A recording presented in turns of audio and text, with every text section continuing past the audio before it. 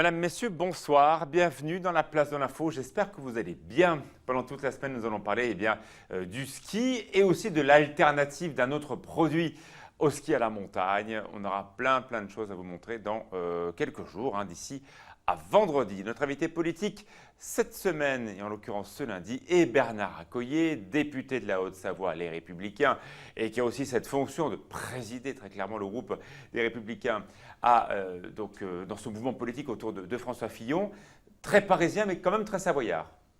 Oui, je vis l'essentiel de mon temps ici, malgré mes responsabilités nationales, oui, bien sûr. La météo, Thierry Paul est avec nous. On commence par la webcam. Thierry, le temps qu'il fait aujourd'hui à Laclusaz. Je me retourne devant le mur digital de 8 Mont-Blanc. On va regarder le temps de cette journée de ce lundi. Là, après le noir, c'est la lumière. Laclusaz à Beauregard. Nous sommes à 1700 mètres d'altitude, pas loin de chez Marc Vera d'ailleurs, plateau de Beauregard. On voit qu'il a fait beau, Thierry, soleil.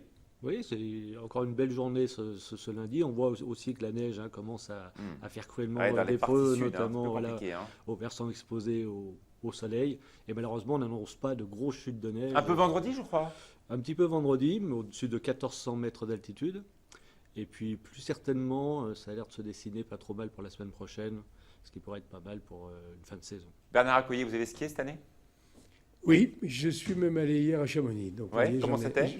J'étais au Brévent, Flégère, c'était très bien, excellent. Excellent. Presque un peu de neige de printemps, très douce, agréable à skier. L'après-midi, c'était de la neige de printemps. Oui. Ah oui, donc du coup, ça porte bien sur les skis, c'est formidable. Au Cré du Merle, bonjour à tous nos amis de Laclusaz qui sont en pleine saison. La semaine dernière était bonne, il y avait du monde. Je crois que cette semaine aussi, ça sera plutôt pas mal du tout. On se retrouve, Thierry, dans quelques instants pour le détail des prévisions pour cette journée de mardi. Mais juste auparavant, l'invité politique est Bernard Accoyer.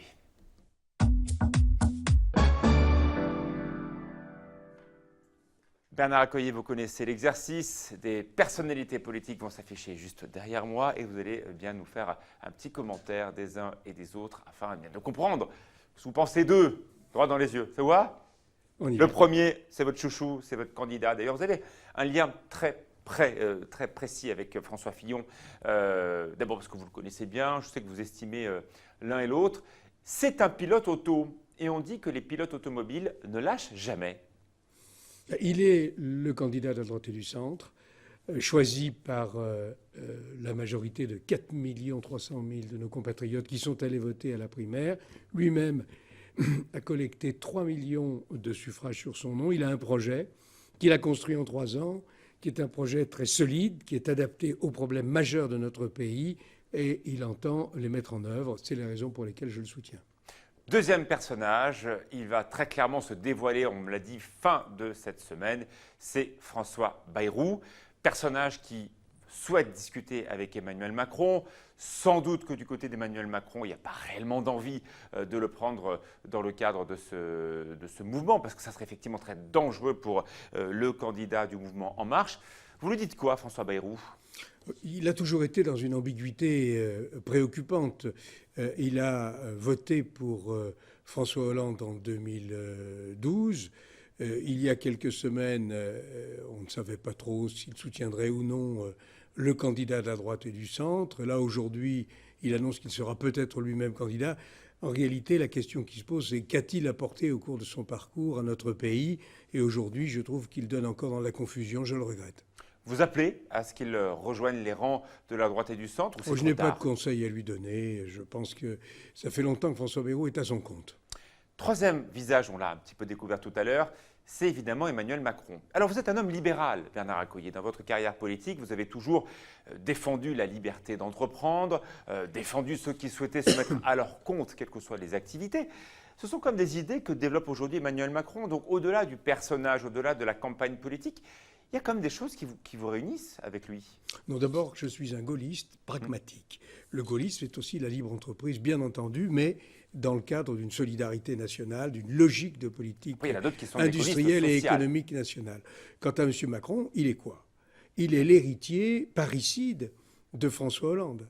Il a participé à l'élaboration de son programme. Il a décliné comme directeur adjoint de l'Élysée cette politique abominable fiscale qui a fait 50 milliards d'impôts en plus. Il n'y a rien à prendre de Qui lui. se sont abattus sur les Français. Il a été ensuite ministre de l'économie avec des décisions sur Alstom, sur Areva, qui se révèlent quand même s'inscrire dans la désindustrialisation dramatique de Tout notre est acheté, il n'y pays. a rien à prendre de lui. Et ensuite, aujourd'hui, on ne sait plus où il est. Un jour, il dit qu'il est favorable à telle ou telle solution. Le lendemain, il dit le contraire. Prenons le cas de la Je vous pose ma colonisation. question, il vous plaît pas du tout. Il a fait des déclarations sur la colonisation qui étaient insultantes pour notre histoire. Bon, quand on entend diriger un pays, il faut d'abord se retrouver dans l'histoire de ce pays, montrer qu'on appartient à cette histoire qui est la nôtre, une histoire commune. Donc franchement, Vous avez rien à, vous pouvez je pas me pense répondre. qu'il Vous n'a n'avez pas pas, envie il de... n'a pas le niveau, Non. notamment pour faire face Il n'a pas le à niveau. M. Trump, à M. Poutine, et à résoudre les problèmes de la France aujourd'hui. Et le bilan qui est le sien, c'est le bilan de Hollande. D'accord. Alors, un autre personnage que vous connaissez bien, c'est le patron de l'UDI, Jean-Christophe Lagarde, qui était présent d'ailleurs au meeting de François Fillon il y a quelques jours. Jean-Christophe Lagarde est un personnage qui, en tout cas, milite comme vous pour cette union de la droite et du centre. C'est logique, hein, les primaires vous ont réunis. On le dit un peu agacé actuellement, parce que sur certaines discussions sur les législatives qui sont en train de se profiler, on votera pour les députés au mois de juin, il y a encore des arbitrages, clairement. Oui, les choses sont à peu près calées. Je crois qu'il ne faut pas que M. Lagarde s'inquiète. D'ailleurs, il ne faut pas non plus qu'il cherche à avoir davantage d'investiture que Chez nous, en local, il y a deux, trois questions. On va voir Christelle Favetta-Sieyès, qui est élue en Savoie, département voisin, où clairement Michel Dantin souhaite la candidature de Mme Asnar. On se doutait qu'il y avait une envie de partager les choses de droite et du centre. Mais là, clairement, sur ce cas de Mme Favetta-Sieyès, c'est pas clair. Écoutez, Madame Favetta ne fait pas l'unanimité. Elle a un parcours qui attire un certain nombre de critiques dans le domaine du commerce et de l'industrie. À l'inverse, Michel Dantin a souhaité que sa candidate soit Donc elle est à retenue. écarter pour vous. Écoutez, probablement y aura-t-il une primaire sur cette circonscription. En tout cas, je ne pense pas que l'UDI puisse revendiquer cette circonscription avec quelque argument fort que ce soit. En Haute-Savoie, on connaît la règle, hein, tous les sortants ont reçu donc l'étiquette de leur parti sortant, ce qui semble assez logique. Mais il y a quand même quelques petites questions autour de Jean-Paul Amaudery, que vous connaissez très bien, et de Jérôme Gretz, qui souhaite de plus en plus se présenter. Vous en pensez quoi ? Écoutez, on n'en est pas encore aux élections législatives. Ah, c'est demain, vous savez. Moi, je travaille actuellement pour l'élection présidentielle, c'est l'essentiel. Ensuite, les parlementaires sortants, et j'en suis un, ont reçu l'investiture de notre famille politique. Mais je suis de ceux qui m'interdisent de travailler les législatives avant que le débat de la présidentielle ait été tranché, et vous l'avez compris, avant que le candidat de la droite et du centre, c'est-à-dire François Fillon, soit élu. Bernard Accoyer, j'aimerais qu'on prenne un tout petit peu de recul sur ces primaires. L'élection présidentielle se joue finalement à 6 tours. 2 tours de primaire, 2 tours d'élection présidentielle et juste après 2 tours de législative. Est-ce que ces primaires, c'était finalement une bonne solution? La droite les a faites, ça a bien marché. La gauche l'avait déjà fait au tour d'avant. Est-ce qu'il faut garder ce système ou finalement ce n'est pas un bon système? Je ne prétends pas porter un jugement. Ce qui est sûr, c'est qu'avec le poids du Front National, si la droite ne fait pas une primaire, elle va avoir un nombre de candidats tel que le risque de ne pas être au deuxième tour est réel. C'est toute la logique, c'est toute la raison de la primaire. Bon, après que la primaire elle-même soulève d'autres problèmes, oui, mais tout système a des effets positifs et des conséquences négatives. Dans votre avis, vous souhaiteriez, pour les prochaines élections présidentielles, dans 5 ans, continuer ce système où il est un peu à bout de souffle? On s'est bien rendu compte que c'était finalement le 3e homme qui a été élu en dernière minute. À droite comme à gauche, d'ailleurs. En France, on veut toujours tout changer en permanence. Une élection ne se déroule pas comme on croyait. On dit on va changer le mode de scrutin. Là, il y a quelques contestations sur la primaire, que ce soit à droite ou à gauche. On dit on va abandonner le système. Prenons un peu de recul.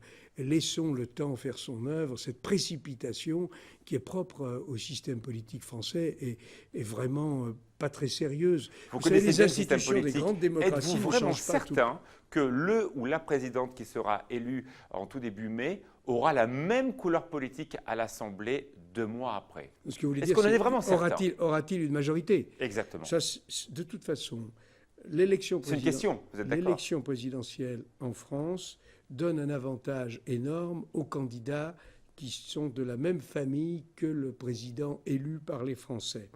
Il est clair qu'aujourd'hui, on a un paysage un peu particulier avec, si François Fillon est élu, on peut penser qu'il aura la majorité pour gouverner compte tenu de l'impulsion que ces candidats auront à ce moment-là. Si c'est un autre candidat, avec une gauche qui est extrêmement divisée, extrêmement éclatée, Même chose pour le Front National. on peut se poser la question, et on ne peut pas exclure l'élection, hélas, de la candidate du Front National, qui, elle aussi, aurait des problèmes pour avoir une majorité. Mais je ne veux pas imaginer cette hypothèse, et c'est pour cette raison que nous devons absolument qualifier pour le deuxième tour François Fillon, de manière à ce qu'il puisse emporter le second tour. Vous restez avec nous, la météo. Thierry Paul, dans quelques instants.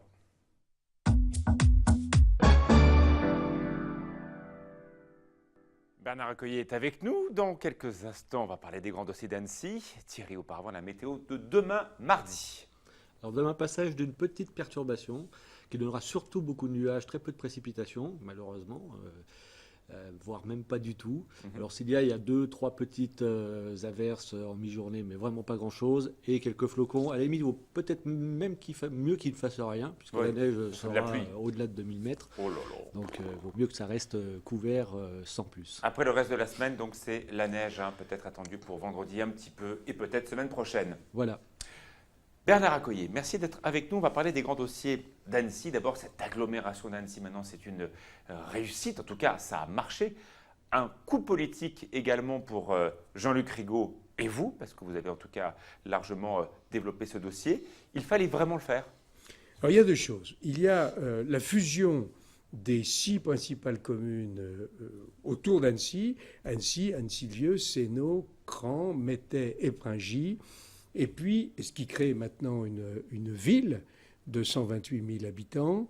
Et comme puis, Aix-en-Provence, à peu près, grosso modo. Et puis, il y a autour un élargissement de la communauté d'agglomération d'Annecy, dont le nom qui a été choisi s'appelle le Grand Annecy. Ça fait une petite ambiguïté. Nous passons sur ce point de détail.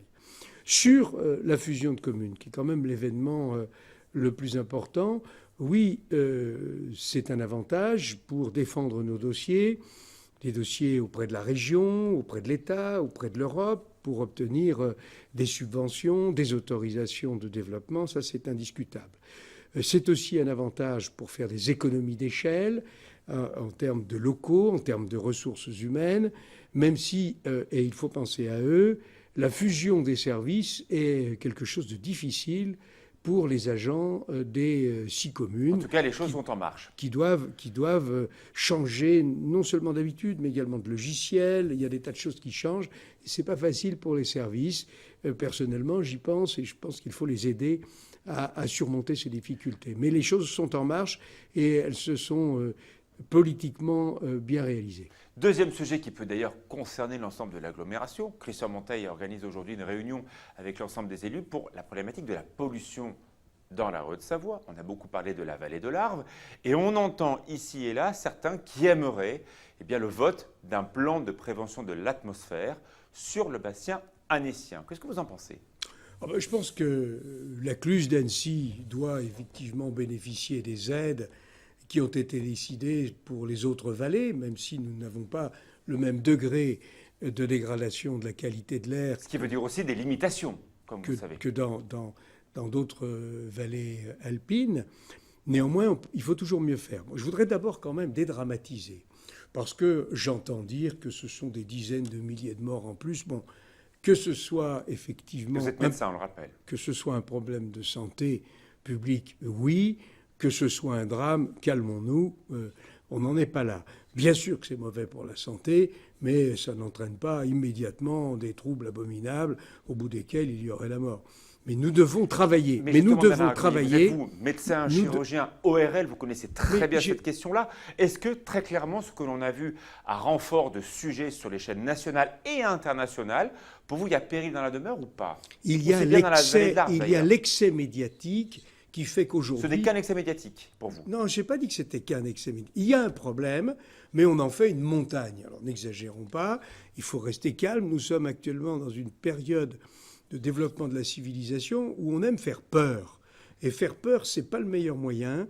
Il faut au contraire prendre les problèmes tels qu'ils sont, et il y a un problème, et les résoudre. Je voudrais dire d'abord que la pollution diminue de façon importante depuis 25 ans, que les outils de surveillance et de mesure sont par contre désormais extrêmement pointus et qu'on apprécie beaucoup mieux les conséquences de la pollution, et donc on peut lutter plus efficacement.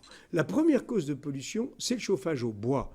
Et dans le bassin annécien, c'est 80% des particules fines qui sont liées au chauffage au bois. Donc et vous puis, seriez par exemple pour interdire les feux de cheminée dans le centre en tout cas, équiper certainement les cheminées de dispositifs en les subventionnant pour qu'ils polluent moins. C'est vrai que c'est le premier problème. Après, il y a d'autres problèmes. Il faut aussi y travailler. La circulation automobile est une des causes, mais c'est une cause mineure. Et elle a diminué en raison des normes, la norme Euro 6 pour les poids lourds, l'évolution des capacités, des qualités et des performances des moteurs thermiques, et puis l'émergence rapide de l'automobile électrique, de la voiture électrique, le développement des modes doux. Il faut travailler sur tous ces sujets, c'est très important. Rapide, s'il vous plaît, sur le centre des congrès d'Annecy, recours par recours, projet. Est-ce que vous le verrez de votre vivant politique, ce projet? J'y compte bien, oui, bien sûr. C'est un projet d'abord qui, au plan environnemental, vous le voyez, est exemplaire, dont le chauffage d'ailleurs sera en grande partie géothermique pour prolonger les chances que nous venons d'avoir. Ensuite, pourquoi ce centre d'exposition, de séminaires et de congrès? Un mot, s'il vous plaît. C'est parce que c'est une infrastructure économique et sociale. Notre économie est notre richesse, notre industrie locale est notre richesse. Pour autant, ce sont des secteurs qui sont en mutation profonde. Et si on a une industrie en mutation, il faut préparer l'avenir. Préparer l'avenir, c'est accueillir dans ce centre d'exposition, de séminaires et de congrès des échanges scientifiques, des échanges technologiques de dimension mondiale pour transférer ces avancées décisives à notre industrie, à notre économie et sauver nos emplois demain. C'est toute la logique de ce projet. Merci beaucoup Bernard Accoyer. Tout de suite, la météo et le journal.